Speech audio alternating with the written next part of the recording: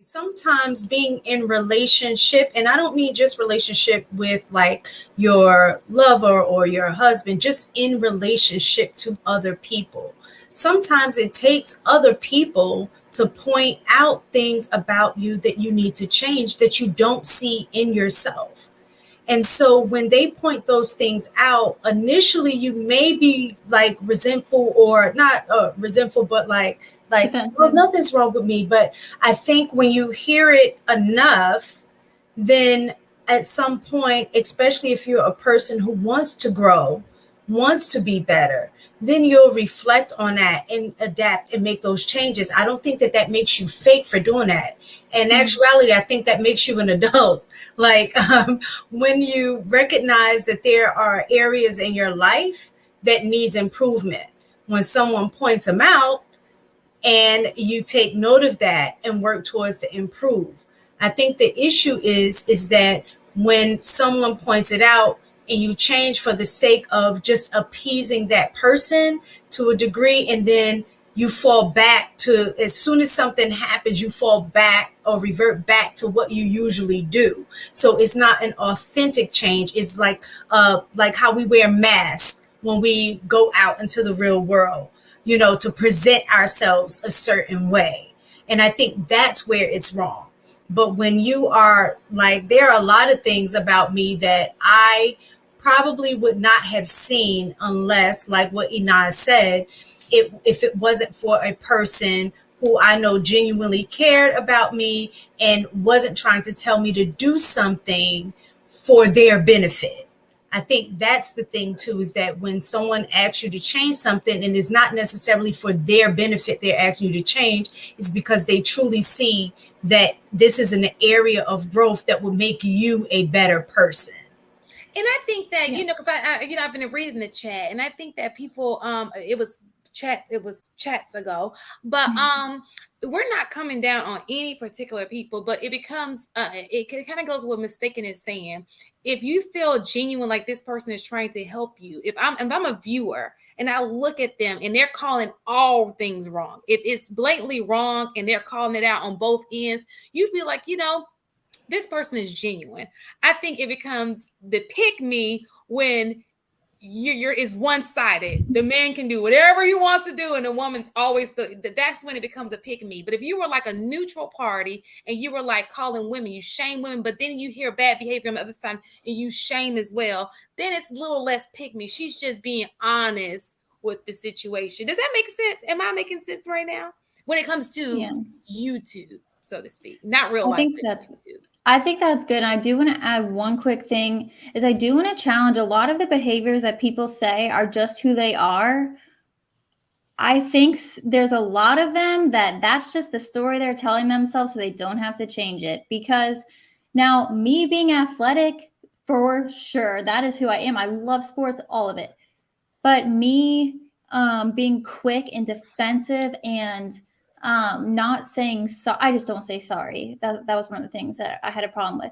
That was not born that way. That is just not who I am. You know what I mean? That's so I just wanted to add that caveat for people who say, "Well, it's just who I am." Like I just always have to do this. It's like, there you do have control over a lot of it, but yeah.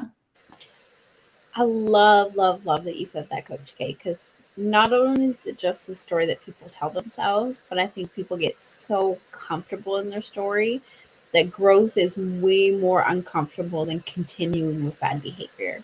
So I think if that's where you're at, that's where you're at in your journey, right? Like there's no judgment on my part, but I think that like you need to also recognize that like you're stuck where you're at.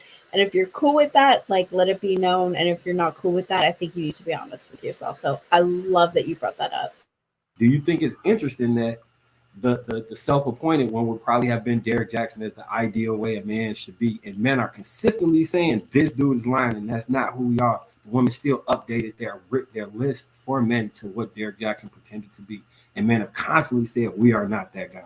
Well, I think that happens on both ends though, because women do the same thing. There are women, we're like, what is she talking about? Like, that ain't right.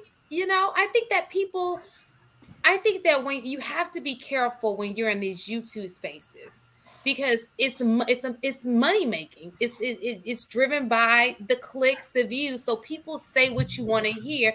It's people making millions of dollars on here, just feeding people what they want to hear. They ain't gotta have no factual information. They don't have to have a background. They just gotta tell you what you want to hear, and you're feeding into that. It's like a form of entertainment, reality TV. That's what it is.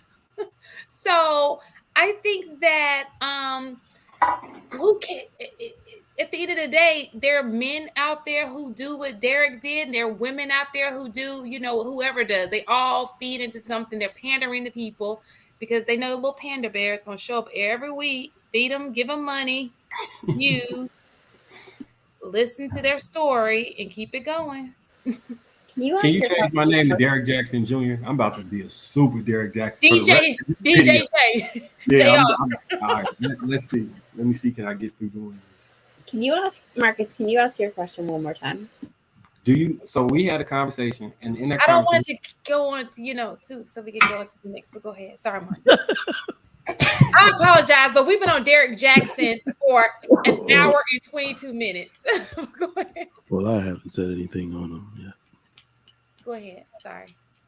The question was, why are women? Do you think it's ironic that men have told you we're not that person, yet you updated the list of what a good man is based off of things men absolutely told you we are not? Do you think that that's ironic? I don't think it's ironic. I think it is heavily delusional. Okay. I think women pick and choose the information that they want to process in their best interest. I think women are focused on like this fairy tale that they've been taught through Disney, their family, false representations of marriage, whatever.